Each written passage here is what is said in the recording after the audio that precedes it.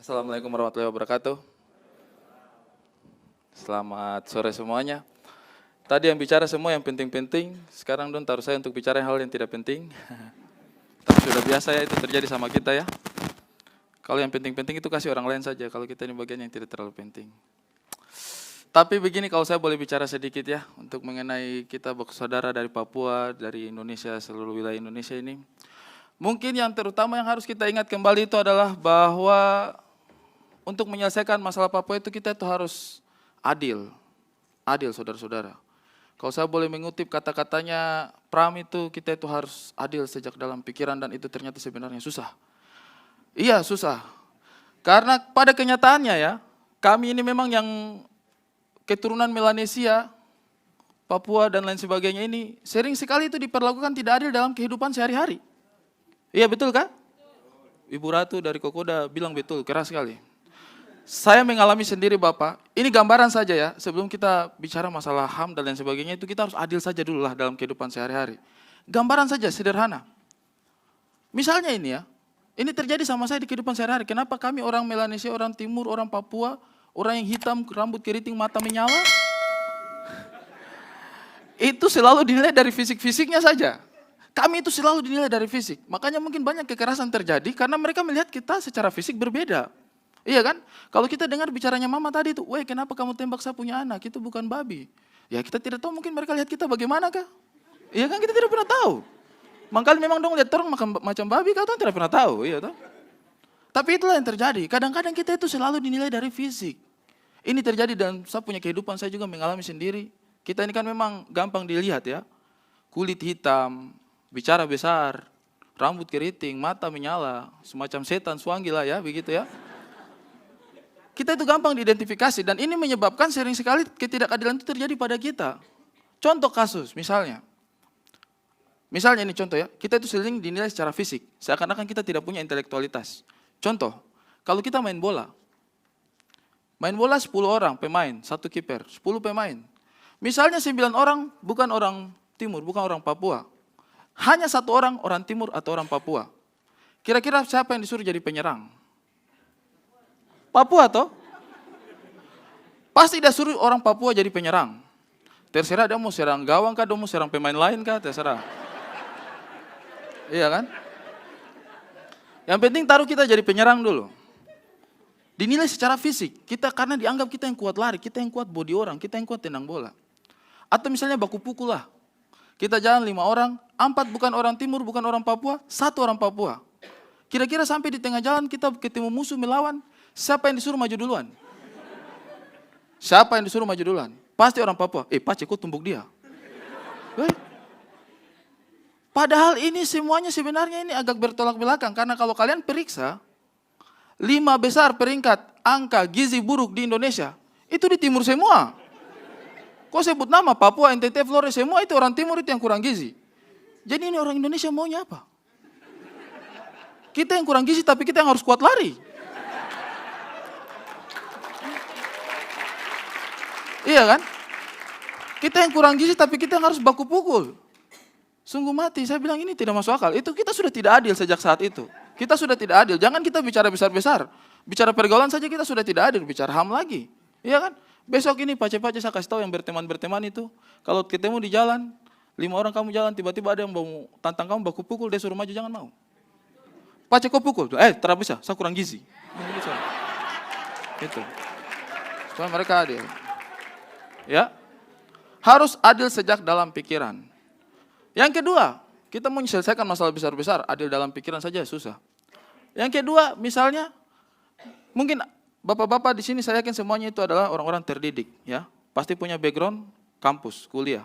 Sekarang coba perhatikan kalau kamu selama ini dalam masa perkuliahan, ketika ada kegiatan di kampus, itu pembagian tugas kerjanya itu sudah sangat pasti. Orang-orang Jawa, orang-orang Batak, orang-orang Cina, orang itu pasti pegang bagian yang bagus-bagus. Kami yang timur-timur hitam mengkilat ini, biasanya dikasih pekerjaan apa dalam setiap kegiatan? Keamanan. Keamanan, coba periksa. Hampir semua kegiatan itu pasti keamanannya itu, kita semua. Iya kan? Kenapa kita harus selalu ditaruh di keamanan? Kita juga ingin pegang bidang yang lain, acara kah? Iya kan? Pimpin doa juga kita bisa. Iya. Kasih kita bidang-bidang yang lain, tapi setiap kali ada kegiatan kampus, kita pace-pace semua itu taruh di keamanan. Saya juga waktu zaman kampus itu begitu Om. Kami itu pernah dikumpulkan satu ruangan itu, Flores, Papua, Ambon, satu ruangan kelas itu hitam semuanya. Kegiatan apa? Seleksi panitia keamanan. Demi Tuhan. Saya juga terpilih waktu itu ya. Cuma ada satu orang saja yang kulit putih waktu itu. Tapi itu dia punya bekas luka panjang sekali di sini. Jadi memang dia dianggap layak ya. Dia dianggap layak. Sisa itu hitam semua. Keamanan itu selalu hitam. Kenapa kita itu selalu diposisikan seperti itu? Pembagiannya itu selalu begitu. Yang hitam-hitam itu taruh di keamanan. Apakah karena takut kita merusak keamanan? Kita tidak pernah tahu ya.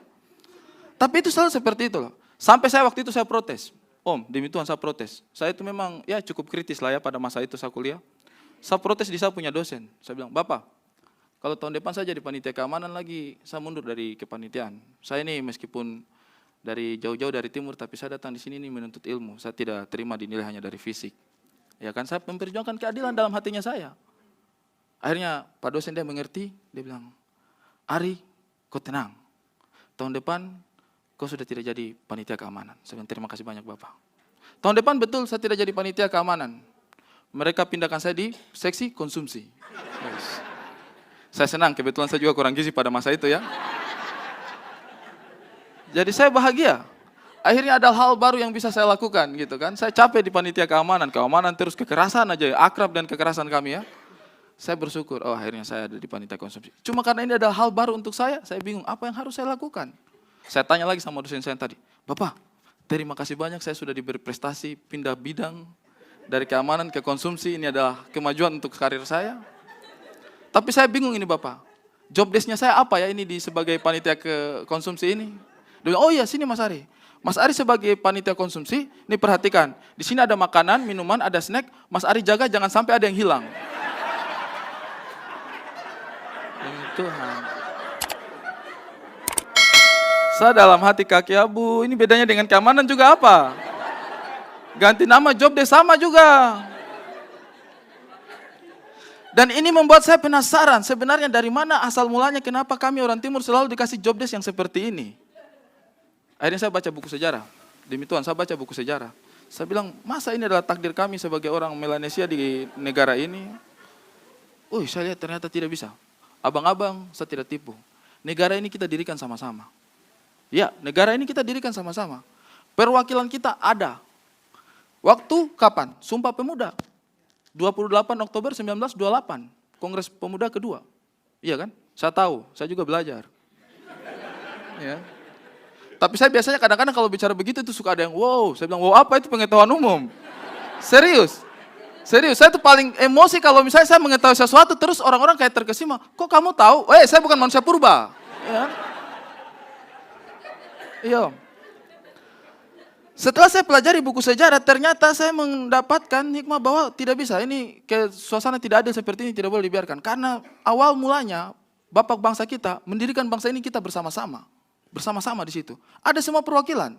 Ada Nyong Sumatera Nenbon, ada Nyong Java, ada Nyong Sunda, ada Nyong Betawi, ada Nyong perwakilan kita, ada Nyong Celebes, dan ada Nyong Ambon. Cuma dalam buku sejarah tidak dijelaskan. Nyong Celebes, Nyong Ambon bikin apa di kongres? Jangan sampai mereka panitia keamanan, ya kan? Kita tidak pernah tahu. Sampai mereka panitia keamanan. Kita tidak pernah tahu. Kita tidak pernah tahu. Jangan sampai mereka juga ternyata situ. Nyong Ambon, aman kah? Aman Nyong Celebes. Jepang masih jauh. Company masih jauh. Kita tidak pernah tahu. Jangan sampai memang sejak awal bangsa ini didirikan, tugas kita adalah jadi keamanan. Kita tidak pernah tahu.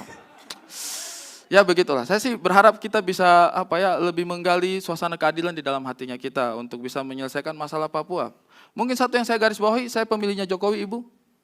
Saya seumur hidup tidak pernah pilih presiden, tidak pernah pilih partai. Satu-satu kalinya saya datang ke TPS, itu adalah tusuk untuk memilih Pak Jokowi. Dan saya dihujat kiri kanan. Betul, saya tidak tahu, tahun depan saya masih mau pilih atau tidak, saya masih bingung ya.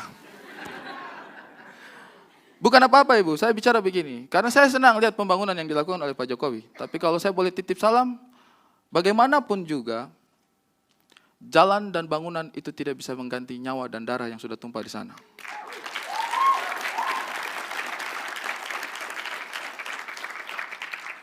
Saya ingat September tahun 2016, salah seorang perwakilan kita di Majelis Internasional, sidang PBB, diplomat, diserang oleh beberapa negara yang mengingatkan kita bahwa di Papua itu ada kasus pelanggaran HAM dan menuntut kita untuk bisa mengusut kasus tersebut. Kemudian diplomat cantik, ya, karena bukan orang Papua jadi dia bilang cantik jadi. Diplomat cantik ini dengan gagah perkasa mengatakan bahwa tidak ada kasus kekerasan di Papua. Tidak ada kasus pelanggaran HAM di Indonesia. Indonesia adalah negara yang sangat menjunjung tinggi hak asasi manusia. Dan kemudian majalah-majalah kita, koran-koran kita membuat headline besar-besaran di mana-mana. Diplomat cantik dari Indonesia berhasil membungkam Mahkamah Internasional. Tapi saya baca itu, jujur saja air matanya saya turun, jatuh karena saya tahu itu adalah sebuah kebohongan. Saya tahu itu adalah sebuah kebohongan. Terus saya tuh bikin sebuah tulisan, netizen serang saya lagi, katanya terus kau mau apa di Mahkamah Internasional kita harus mengakui bahwa masih ada pelanggaran HAM di negaranya kita. Kau mau ingin negaranya kita malu? Saya bilang saya tidak ingin negaranya saya malu, saya orang Indonesia. Saya bangga sebagai anak Indonesia, saya bangga dengan NKRI. Tapi satu hal yang harus kita ingat, bahwa itu adalah sebuah kebohongan. Apa yang dikatakan diplomat cantik kita itu adalah sebuah kebohongan. Kenyataannya kita semua tahu bahwa banyak kasus pelanggaran HAM yang belum selesai di Indonesia, utamanya di tanah Papua. Karena itu, mudah-mudahan setelah hari ini, kita berhenti dengan semua kebohongan itu. Mari kita peluk Papua, kita rangkul dengan kejujuran dan hati yang mulia. Terima kasih banyak, saya Arik Riting. Assalamualaikum warahmatullahi wabarakatuh.